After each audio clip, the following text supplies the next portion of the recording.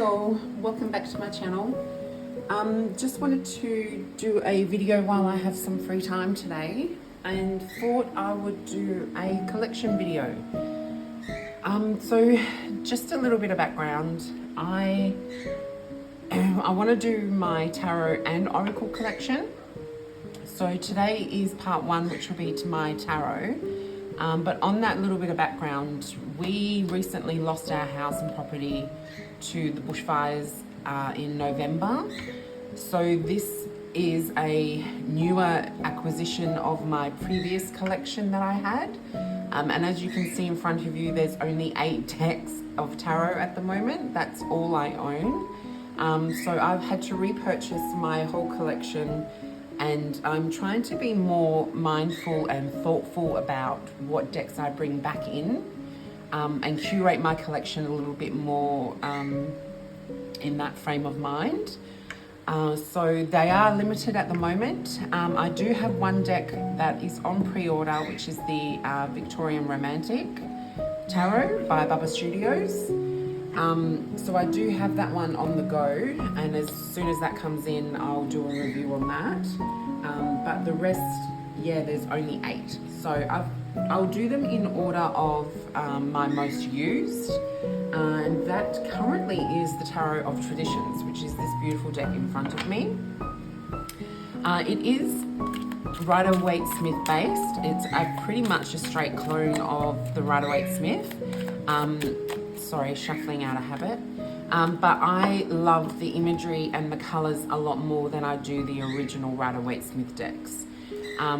So as you can see, it just reads so well with clients, and they get to see the traditional imagery through the cards, as well as having that new modern, I guess it's not modern, but new modern interpretation of what the traditional should look like.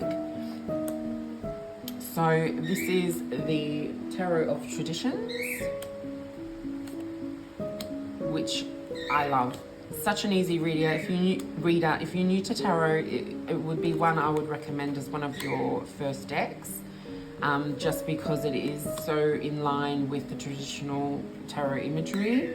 But it does have a few little spins on it that also helps interpret to your own meanings as well. So that is the Tarot of Traditions.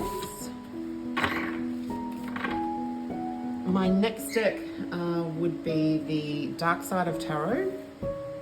So I lost my beloved Corrado Roy Murder of Crows.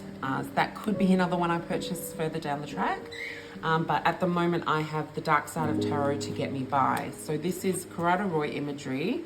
And it, as you can see, it's a black and white deck.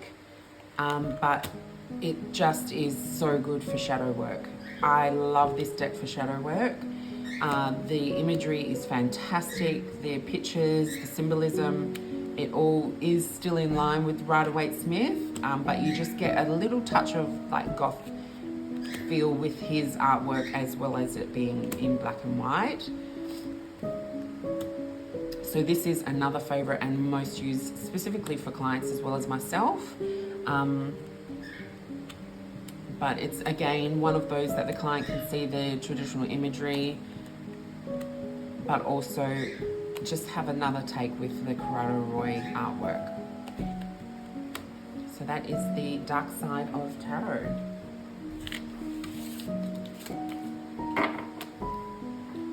The next deck that I use often, and this is more personal than it is for clients, but I still do use it with some clients. But this is the Fountain Tarot. I absolutely adore this deck, and it is one of my favorites for my own personal readings. Excuse me.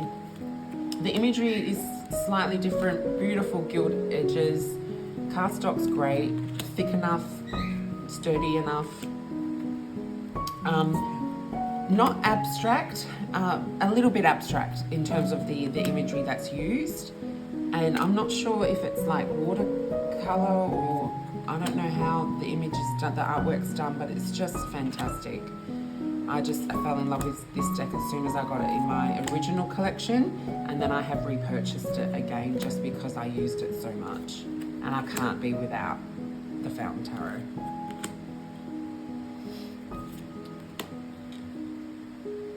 And I love the Death card and the Devil card in this deck. They're like one of my favorite representations. Light, airy kind of deck. Loves to talk. And you also get a little bit of that intuition through with it. I love this Moon card as well. So that is and we end on the Gordon Ramsay, the Seven of Coins. So that is the Fountain Tarot.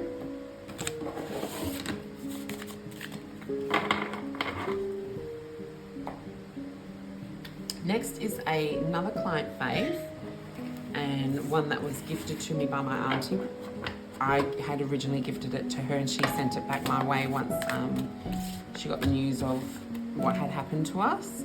I had one in my collection as well, and it is the Golden Art Nouveau. Again, traditional imagery here with some beautiful gold foil. So a little bit of bling, this one, which everyone loves a little bit of bling. And in that gorgeous Art Nouveau style. So this is another fave, and one that I had to, I was going to repurchase it. It was a gift, but I would have repurchased it anyway. Again, love the Death. Death card is one of my faves and one I look at before purchasing a deck. But just gorgeous. Love that foiling. Golden Art Nouveau. Alright, now the next deck, which is the Elemental Wisdom by, is it Taroteca Studios, I believe?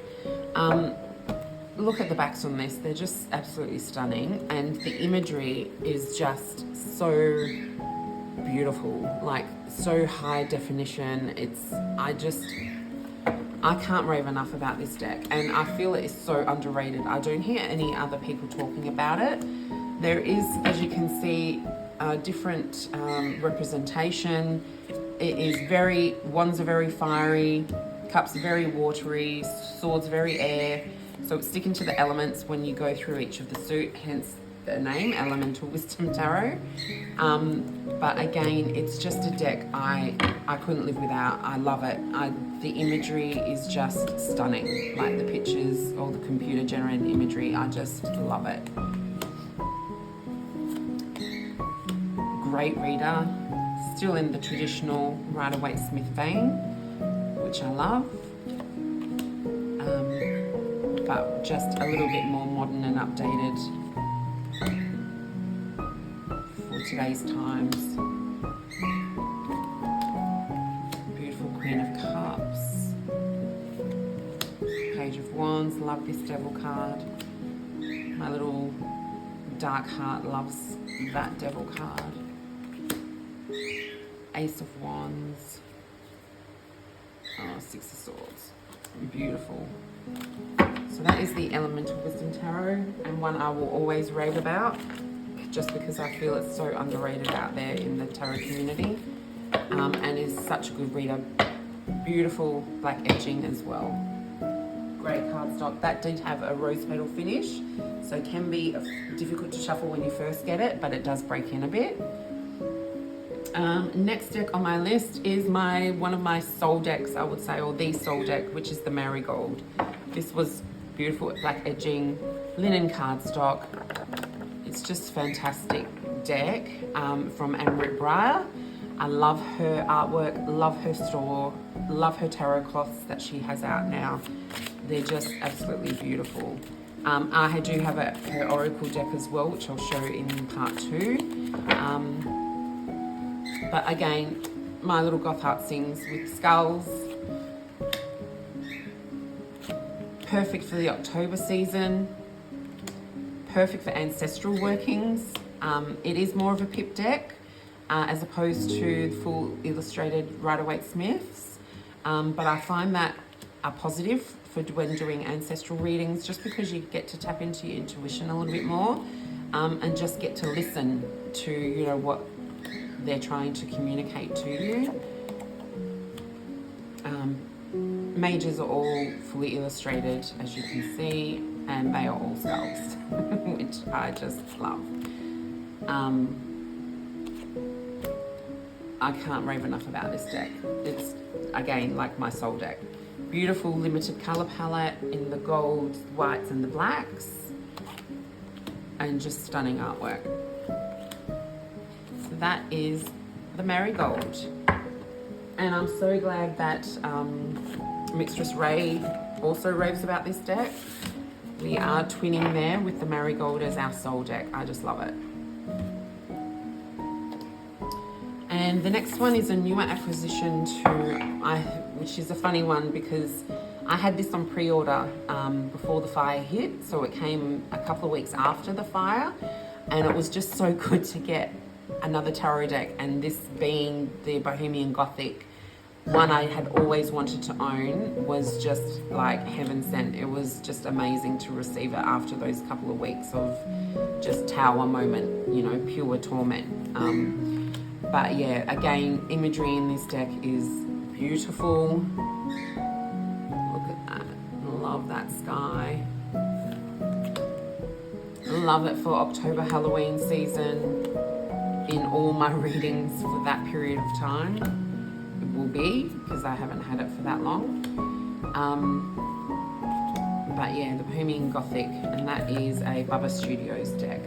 Again, like I said, I'm waiting on the Victorian Romantic, which is another one I've always wanted for my love readings. So can't wait for that to ship. But in the meantime, I have this beautiful Bubba Studios deck, which gets me by for sure. And makes my little goth heart sing. Alright. And the last deck on the list, which is another fave, I had to get her, is the Margaret Peterson. So this is a more abstract kind of deck. It is a larger format, so it can be hard to shuffle. And the cardstock isn't that great. It's very thin and flimsy, but with the larger format, I think it does help it there. But this is, oh wonderful, cool. Oh, is this in order? Nice. Sorry. So it's just one that is so abstract. And again, another one I love for ancestral workings, just because you get to use your intuition a little bit more. You get to just delve right into the artwork and take away these beautiful messages. I just really, really fell in love with this deck. I had to get it again. Had to have it in my list of decks to own. Beautiful Strength card, Hangman. Love this Death card too. Reflection, Rebirth, New Beginnings. Love it. So that is the Margaret Peterson. And that is the end of my small tarot collection at the moment. So if I do expand, I will make sure to add decks to the channel just to show you what's been added. Like I said, I'm only expecting one at the moment. The only other one, if they do come out with great guidebooks, great decks, then I will be tempted. But I'm trying to, like I said, be more mindful about what I bring in.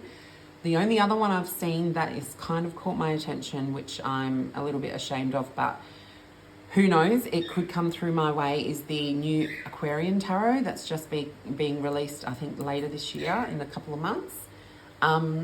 And that guidebook, I think it's called like the Psychic Guidebook or something, Psychic Tarot Guidebook, looks amazing. So that's one I'll really want to get my fingers into and have a flick through of that guidebook.